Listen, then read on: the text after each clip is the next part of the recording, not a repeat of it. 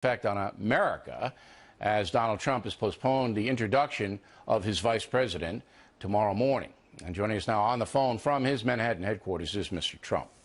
So let's take the terrorist act, and everybody now believes that's true because the French authorities have turned over the investigation to their anti-terror unit. If this is proven to be the case, I believe it's a world war now. We're in a world war scenario. It's no longer just isolated ISIS attacks. Do you agree with that? I certainly do, and I've been saying it for a long time, and it's out of control, and we don't call it what it, we have a president that doesn't want to call it what it is.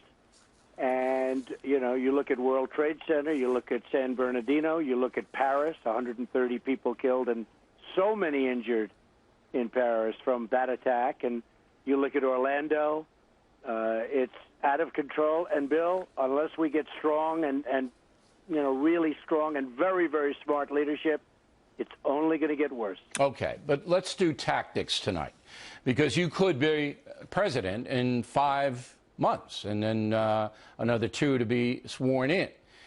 If it's a world war, then you have to mobilize NATO. You have to get all the NATO countries to say, we are going to commit forces, both ground and air, to wipe ISIS off the face of the earth. Right. Do you not? Do you know? I would say that would be just fine, and I've been saying it. We should use NATO for a purpose. I mean, we're spending a fortune on NATO. We have countries in NATO that don't make a fair contribution.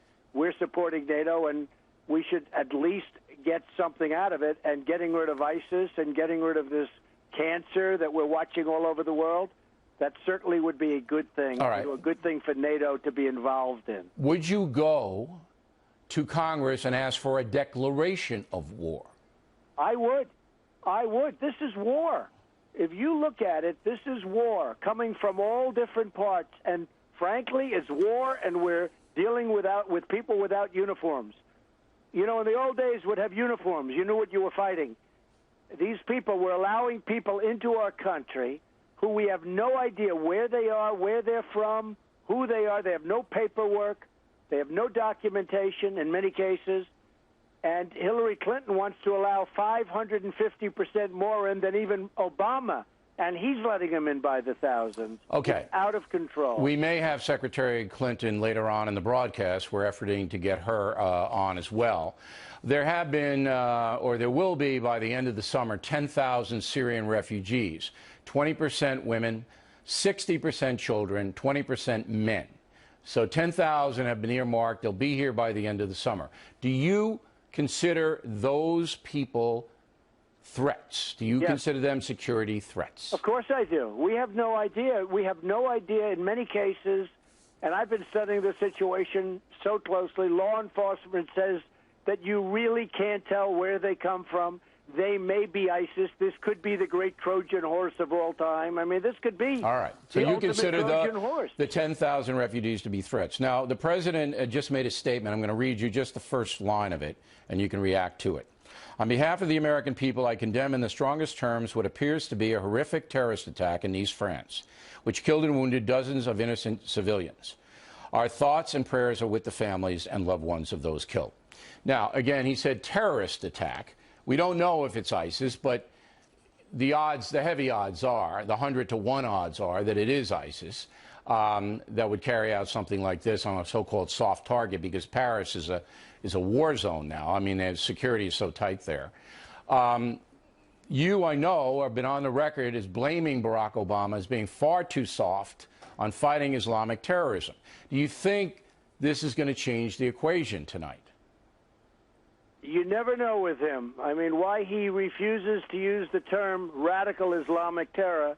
And frankly, in this case, wait a little while and let's see what happens. Who knows? Maybe you'll be surprised, and maybe we'll all be surprised. Certainly possible. Certainly possible, but not probable. It's possible, but let's just wait. It won't take long to find out. No, they know now.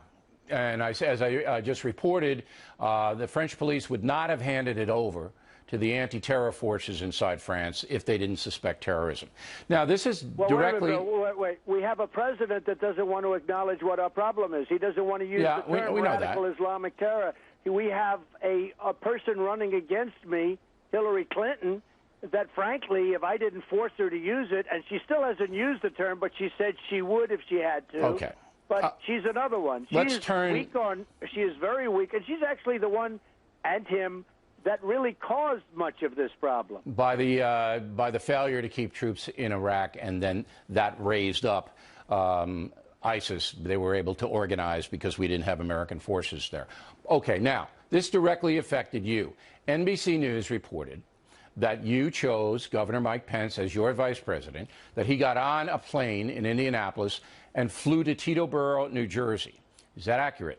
Well, I'm not going to comment on anything. I just think it's you can just say it's accurate, or is NBC News reporting accurately? Hold it 1 second. Okay. NBC News often doesn't report accurately. That I can tell you. But in this case, let me just tell you, I had a news conference planned for tomorrow, and out of respect for this horrific situation, I just think it was inappropriate to have the news conference tomorrow. So I postponed the news conference, and we'll announce tomorrow when it will be. Okay. But I just felt, in light of this horrible situation, this horrible attack, it would be inappropriate tomorrow morning at 11 o'clock to have a news conference. Yeah, and I think most people would agree with that. Can you tell me if Governor Pence is in New York tonight? I might want to take him out after. You have to call him, but let me just say this. I have great respect for Governor Pence, but I also have great respect for Newt. I have great respect for Chris Christie. We have some tremendous people in the Republican Party. But I'll be making the announcement at the appropriate time, Bill. Okay, you guys are slotted to do 60 Minutes on Sunday, and I know they're expecting you to show up, so you'll be there with your VP pick, correct? Well, in light of what's happened tonight, in light of this, absolutely horrific attack, I'm not sure that I'm feeling good about doing 60 Minutes, and I'm not sure that 60 Minutes is going to want to do anything other than this attack. We have to get to the bottom of this. There's something very evil going on. There's something very bad going on, and we better get awfully tough and awfully smart and vigilant very, very quickly, because our world is becoming a much, much different place. Well, as we both agree, it's a world war now, and it better be acknowledged that. Now, let me ask you this. Many Americans are afraid. They're afraid across the board of terrorism. They're afraid of you. They're afraid of Hillary Clinton. They're just afraid. I mean, that's all the polls show that. If you are going to then launch us into a war, all right, and Congress would have to approve it, and you know all that, are you confident that we could win this war quickly against ISIS and these terrorists? Because it's not hard to drive a truck into 1,000 people and kill scores. It's not hard to do that. We're going to have to make a very big statement. Right now, they're making us look so bad. We're going to have to make a very big statement. Our youth is being lost to us, much of our youth, where they're joining ISIS because they think ISIS is winning. We have to make a very big and a very bold and a very strong statement. As far as being afraid of me, everything I see that they like me. I am the person that's believing in law and order. Okay? We need law and order in our country. We need to stop with the borders. We need to stop allowing people to come into our country who we don't know where they're from and who they are. And there's going to be plenty of them from ISIS. I used to say possibly, but now it's almost inevitable. That's what it's going to be. We have over 1,000 investigations going on right now on radical Islamic terror. Right now, more than we've ever had. And now Hillary Clinton and Obama want to allow more people into our country. What are they doing? Are you, if you're going to run as the law and order candidate, as you say you are you going to replace Loretta Lynch as Attorney General and James Comey as the head of the FBI? Are you going to do that? Well, I don't want to comment on that. But, of course, I was very disappointed when I saw what happened when you go over point after point. She was proven to be a liar. She got rid of 33,000 emails. She did so many things that were so dishonest. And then to hear that she gets a pass and that other people, Bill, I can't imagine that you would their lives are ruined and destroyed. I mean, that was terrible. But if you shake up the FBI and the Attorney General, not so much. I mean, Chris Christie can do that job. But if you shake up the FBI, that would be, you know. Well, just so you understand, I'm a big fan of the FBI, but I was very surprised at what took place last week. All right, and that was Director Comey's call. You know that some people in the FBI wanted her to be indicted, and I believe that to be true. Now, is it possible, and I hate to ask questions like this, but I must because everybody's locked in on the campaign and what's going to happen. Is it possible that you had your vice president selected, and because of this terror attack, you changed your mind or you're leaning in another direction? Did the terror attack influence your selection of your vice president? No, absolutely not. Okay. What's happened is I think it would be totally inappropriate to have a news conference on a vice presidential pick tomorrow in light of, you know, so many people. So whoever you picked, and NBC News is reporting it's Pence, and they didn't couch it. They just said Donald Trump is picking Pence. Pence got on a plane. He's in New York now. NBC News didn't couch it. They said this is what it is. It will have nothing to do with this attack. All right, and nothing to do. That's a good piece of information. I will tell you, we will be very, very strong if I win. We will be very, very strong, and we will be very, very smart. Okay. Now, I have to give Mr. Trump a compliment, whether you like him or not, you're going to vote for him or not, whatever. Donald Trump reacts, all right? When we call Donald Trump, and he is the Republican nominee, all right, and you want to hear what he thinks about a terror attack in France, he gets on the phone with what? 8 minutes, did I cajole you? I yelled at you for 8 minutes, but you got on the phone, you talked to the American people directly, and I think everybody has to admire that. I really do. You want a last word on it? Well, I appreciate your statement, but to me it's routine, it's automatic. We had a horrific attack. Many people, I mean, they have no idea how many people. I just saw scenes on television, Bill, that may be the worst scenes I've ever seen, the bodies laying in the street. Yeah. I think they're not going to show it so much. We have to get smart. We have to get this stopped. We're living in a different world.